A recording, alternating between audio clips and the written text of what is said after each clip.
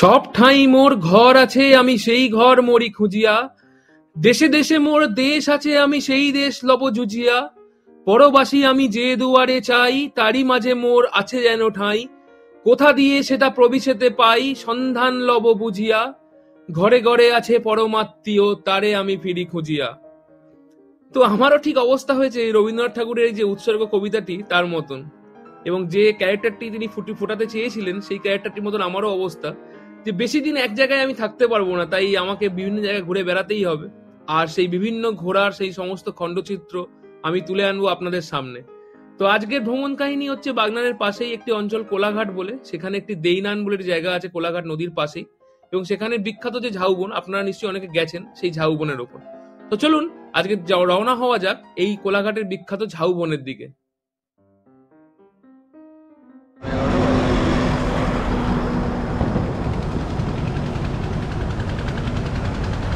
কোথায় যাচ্ছি?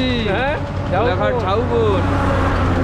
ওখানে নাকি সমুদ্র আছে, ঝাউ গাছ হয়ে গেছে অনেক।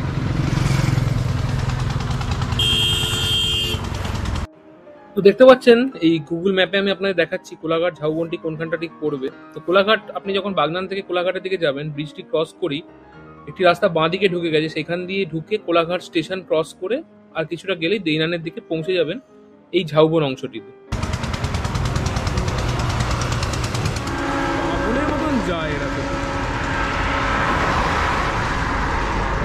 এত তারা। হ্যাঁ, টলমল করতে যাচ্ছি।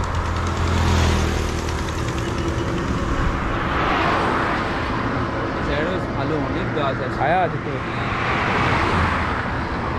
গাছ।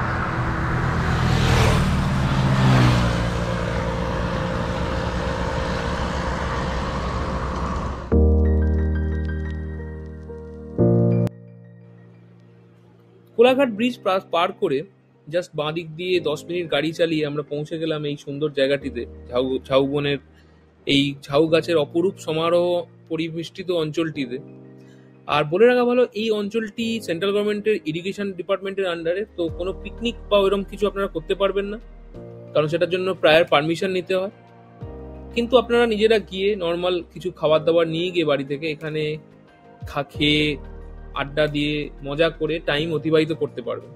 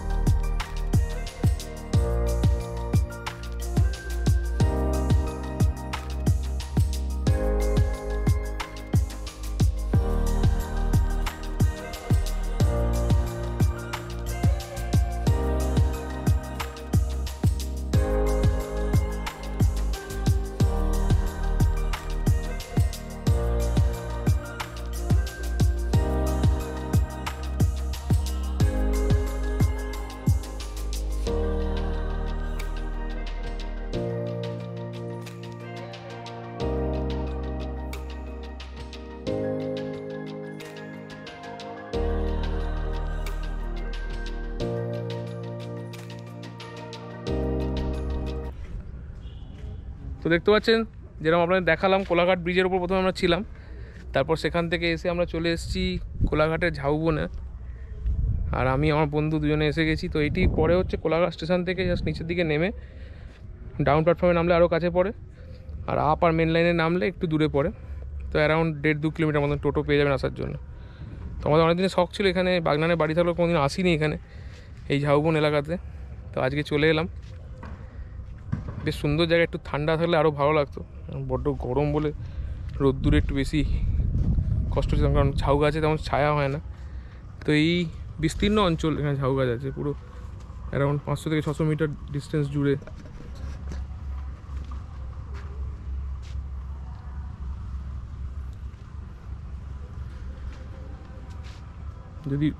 যদি আপনাদের ওই দিকটা না দেখাই, মানে আমাদের ওরফুলি বা দেউলটির দিকটা না দেখাই, তাহলে দেখে মনে হবে যে মানে সমুদ্রের কাছাকাছি অঞ্চলে এসে গেছি।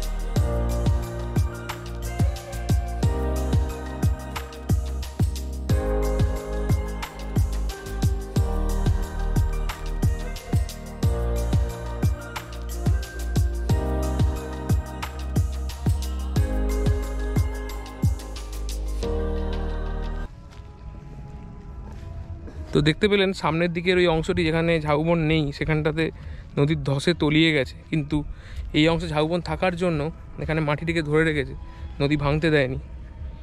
তো বুঝতেই পারছেন গাছ কতটা অপরিহার্য আমাদের সবার লাইফে। গাছের যত্ন নেবেন, গাছকে কদর করবেন, গাছ কাটবেন না। যদি কাটতেও হয় তার জায়গায় 10টা গাছ লাগাবেন, তবেই পৃথিবী বাঁচবে, আমরা বাঁচবো, মানুষ বাঁচবে। তো যাই হোক, জ্ঞান বাদ দিলাম। তো এর সাথে আমি আজকের এই কোলাঘাটের এই ঝাউবনের ভিডিও শেষ করলাম। ছোট জায়গা, আপনারা আসতে পারেন কাছাকাছি, যাদের বাগনান কোলাঘাটের রেউলটি অঞ্চলে বাড়ি, এসে রেস্ট নিয়ে যেতে পারেন, বসে কিছু খাবার দাবার নিয়ে এলে খেয়েও যেতে পারেন। তো চলুন এবারে শেরিপাঞ্জাব যাবো আমরা, আমি আমার বন্ধু, লস্যি খেয়ে বাড়ি যাব। চলুন লস্যি নিয়ে আপনাদের দেখাচ্ছি।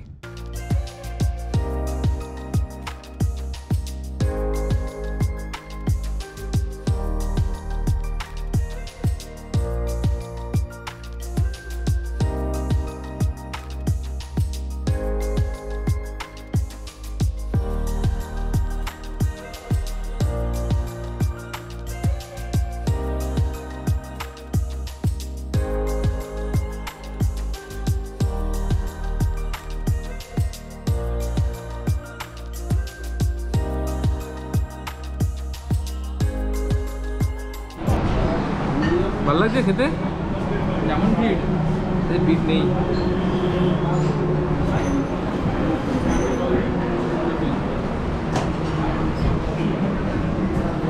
ভিড় নেই।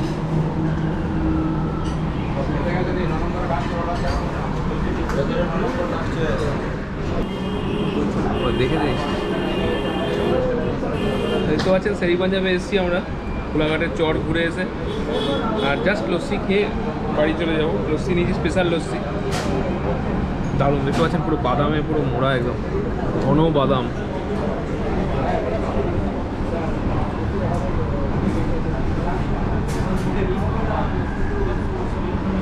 কি বাদাম না ভেতরে, হ্যাঁ কিচকিচ করছে, করছে না,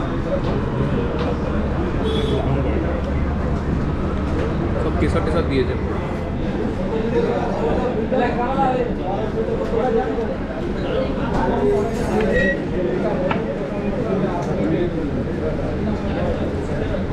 গোলাতে হচ্ছে, টকটকে বসে যাচ্ছে।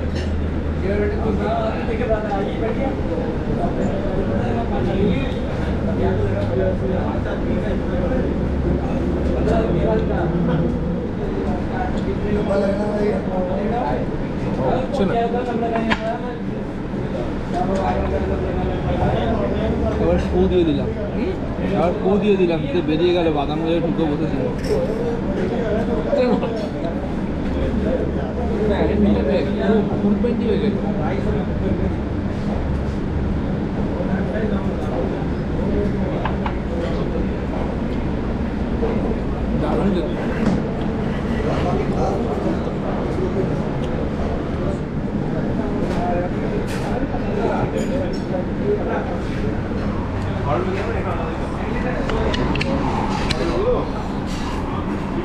তো এই লস্যি খাওয়ার সাথে আমাদের শেষ হলো এই পর্বটি, আর খুব তাড়াতাড়ি হাজির হবো আরেকটি পর্ব নিয়ে। চলুন টাটা।